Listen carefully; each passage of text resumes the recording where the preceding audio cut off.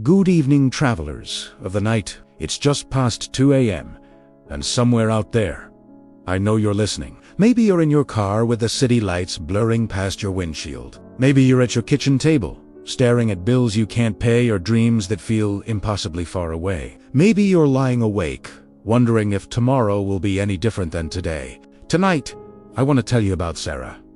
You don't know her, but you might see yourself in her story. Sarah was 34 when her world fell apart. She'd been a nurse for 8 years when the accident happened, a back injury that wouldn't heal properly. The doctors said she'd never work in a hospital again. Her marriage, already hanging by threads, snapped under the weight of medical bills and her husband's impatience. By the time the divorce papers were signed, she was living in a studio apartment with her 7-year-old daughter Emma, wondering how they'd make it through the month. The rejection letters started piling up. "Thank you for your interest, but we're looking for someone who can handle the physical demands. ...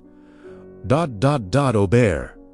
But here's what Sarah remembered from her grandmother's kitchen, where she'd spent countless afternoons as a child. There was this old stone mortar and pestle, ancient and worn smooth, and above the sink, a faucet that had dripped for as long as anyone could remember. Her grandmother never fixed it, said it reminded her of something important. "See that little drip, honey?" her grandmother would say, pointing to where the water hit the stone sink. "Been dripping in that same spot for 40 years. Look how it's worn a perfect little groove right through solid stone. That's what persistence looks like."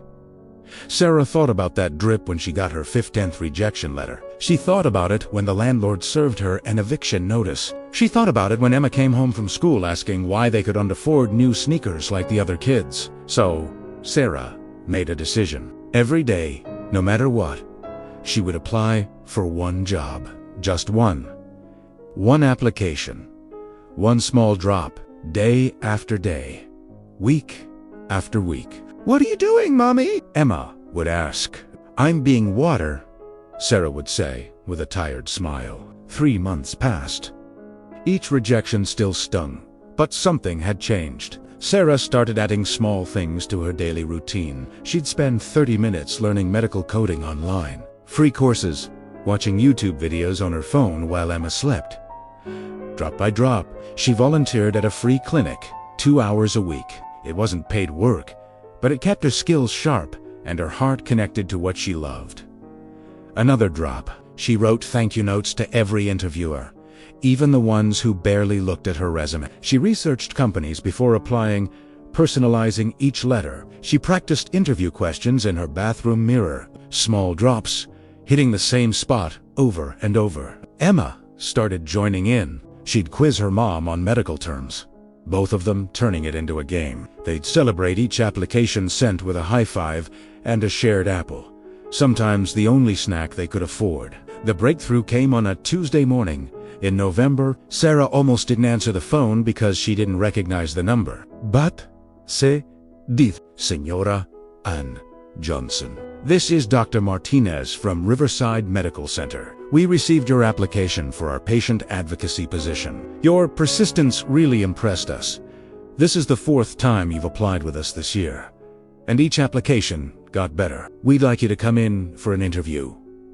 Sarah dropped the phone and cried, not from sadness this time, but from something she'd almost forgotten existed. Hope. The interview went well. They offered her the job the next week. It wasn't nursing, but it was healthcare. Emma got her new sneakers, and Sarah got something more precious, the knowledge that she hadn't given up. At the new job, Sarah met other people who'd been knocked down. She started sharing her grandmother's wisdom about dripping water. But a few began their own daily drops. There's an ancient Chinese proverb that says dripping water penetrates the stone. Not because the water is powerful, but because it refuses to stop. Tonight, if you're listening and feeling like that stone, hard, immovable, worn down by life, I want you to remember Sarah.